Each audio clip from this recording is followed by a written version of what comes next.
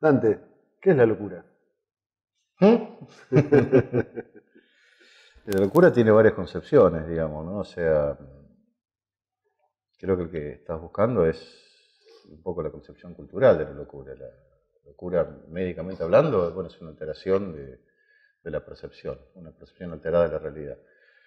Lo que comúnmente se llama locura es un poco todo aquello que se escape a la media cultural o a la media social. Tenemos siempre esa tendencia de llamarlo loco o llamarlo locura, digamos, que no necesariamente del concepto médico te encaja de ese lado, ¿no? Bien. Generalmente había un dicho, ¿no? Que los locos y los poetas y los artistas son los que modifican la sociedad. Claro, porque todo aquel que sale de estereotipo de lo culturalmente correcto o lo socialmente esperable genera miedo, y todo lo que genera miedo se lo llama loco porque se lo trata de sacar del medio, ¿no es cierto? Muchos realmente no tienen mayor trascendencia, hay otras personas que se permiten y pueden lograr, bueno, logran los grandes avances básicamente de los artistas, de lo cultural, ¿no? O sea, se animan a saltar el charco, como se diría, proponer cosas nuevas, cosas diferentes, y es como va evolucionando la sociedad, se van rompiendo paradigmas, pero para romper ese paradigma hay que animarse o hay que permitirse salir de ese estancamiento social que nos impone la sociedad, ¿no? La locura genera los cambios y genera el miedo que vos decís. ¿A qué le tiene miedo la sociedad? Al cambio. Al cambio, porque todo cambio ya de por sí genera ansiedad y todo cambio genera temor, y está ese dicho que es: no me sirve pero lo conozco, y ante una supuesta cosa buena prefiero lo conocido, digamos, o sea, porque el futuro, o sea, el cambio es lo desconocido, es lo que posiblemente puede ser bueno, pero no sé.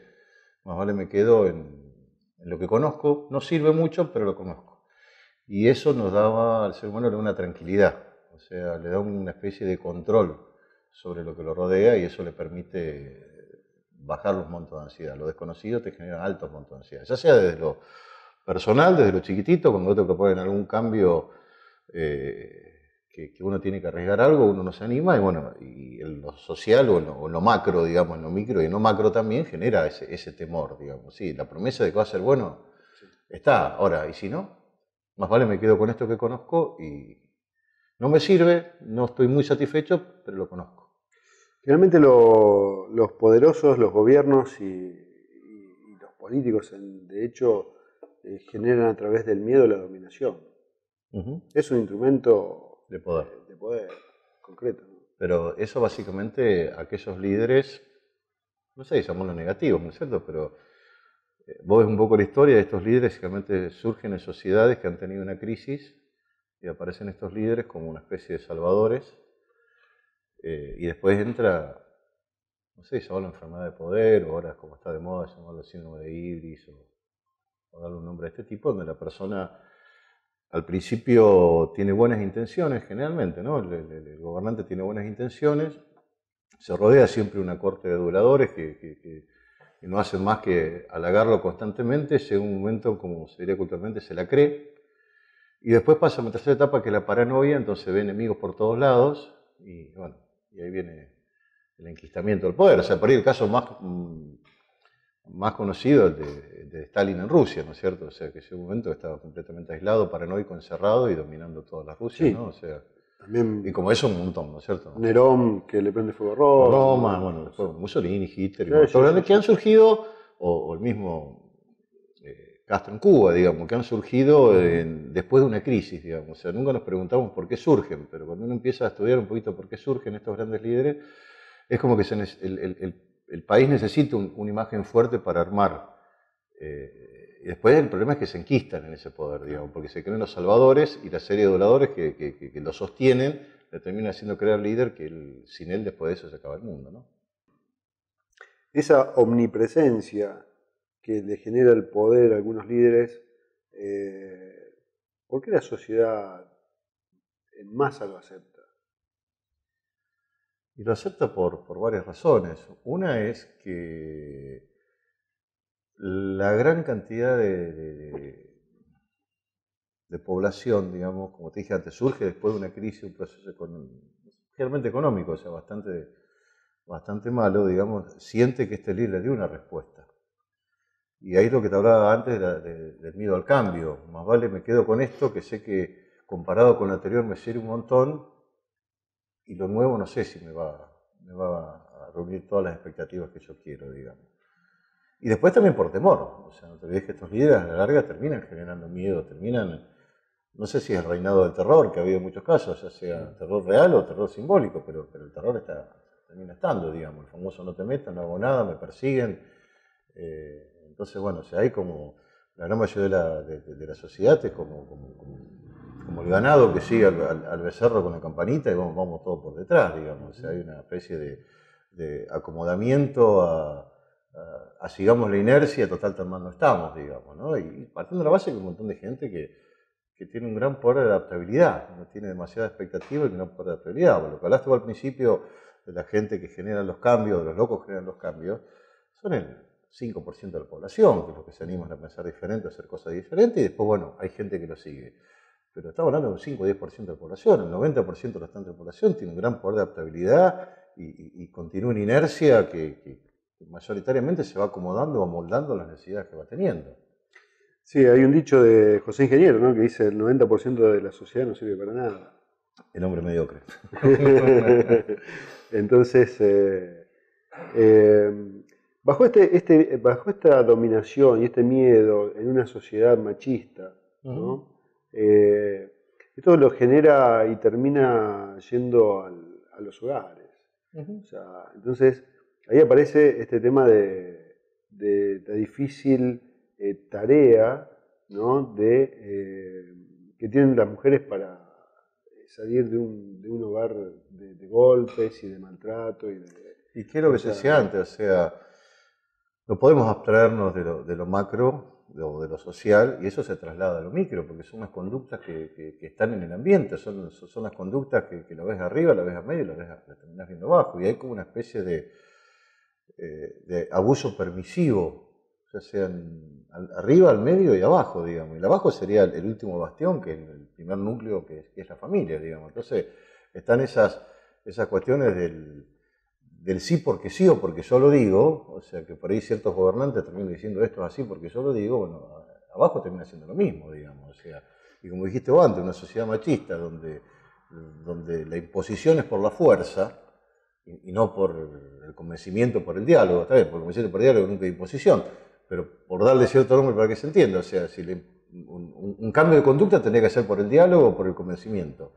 Y cuando no hay diálogo ni convencimiento hay imposición, y imposición es una cuestión verticalista, o sea, que es como diría el escudo chileno, por la razón o por la fuerza, y no termina siéndose una dominación. No podemos abstraer una familia de un contexto de un país, o no podemos abstraer una sociedad de un pueblo del contexto global donde estamos inmersos, ¿no es cierto? O sea, porque esto en el fondo termina siendo todo un todo, digamos. En el fondo, si bien parece muy heterogéneo, es sumamente homogéneo. Eso lo plantaba de puño y letra en un papel Nietzsche cuando habla de la modernización y la modernidad, ¿no? O sea, la sociedad global se ve, moderna, se ve como una cuestión muy firme, pero en realidad debajo de esa imagen hay huecos, sótanos, ríos, mares, que hacen al vacío que tiene la sociedad no aparente. Sí, sí, sí. Por eso busca siempre a alguien en quien sostenerse. Y en una sociedad por ahí tan falta de liderazgo positivo o tan falta de proyecto hacia un lugar, hace que las cosas se vayan armando como sea, y si quedan huecos, quedan huecos, y después como hacemos, digamos, ¿no? Y es donde también aprovechan los líderes para decirle a la sociedad lo que la sociedad quiere escuchar. Claro. Y mucha gente no piensa, mucha gente escucha solamente.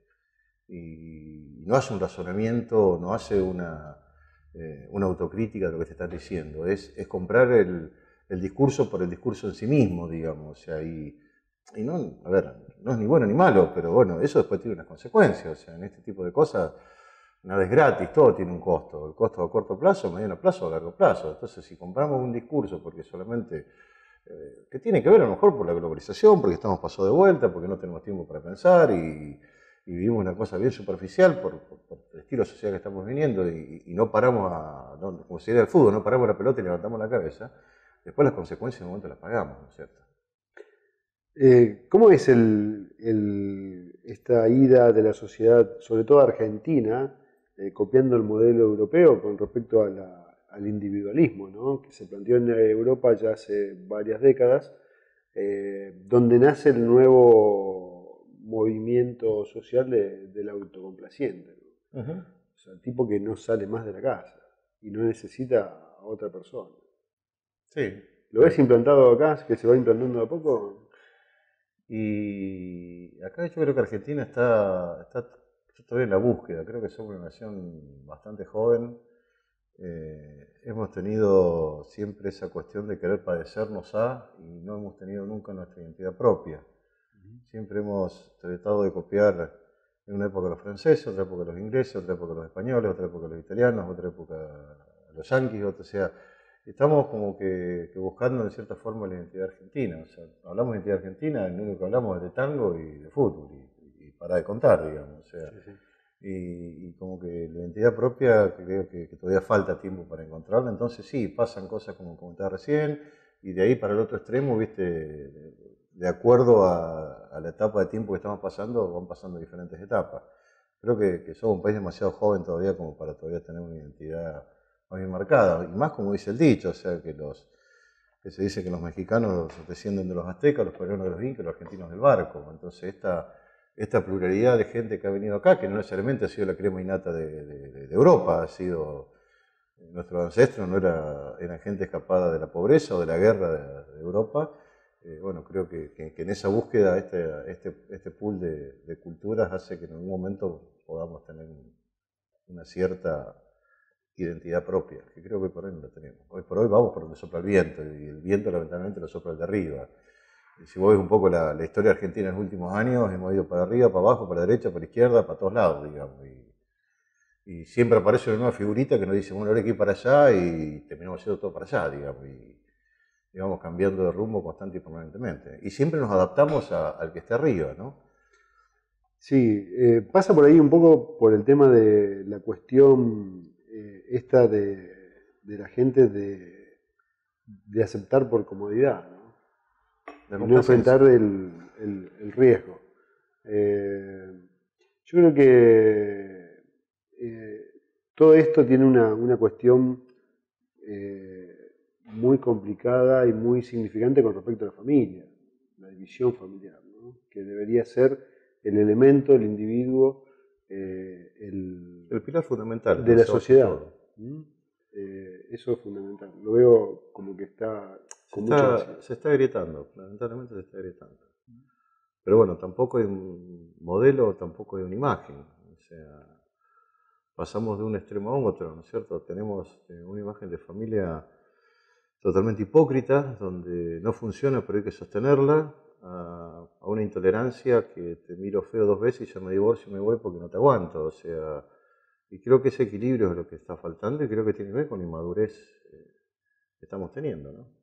Estamos en esa búsqueda constante y permanente que, bueno, un costo tiene. O sea, vos ves por ahí países más viejos tienen más estabilidad. Si ves, tienen otro tipo de problemas, otro tipo de quilombos, tienen ciertas bases y ciertas estructuras mucho más firmes o mucho más rígidas. Nosotros todavía, como por ahí toda Latinoamérica, tenemos bases más móviles. O sea, y por ahí de una unión muy estrecha pasamos a una desintegración permanente y generalmente las copias malas son las copias más fáciles de copiar. Entonces, viste, siempre...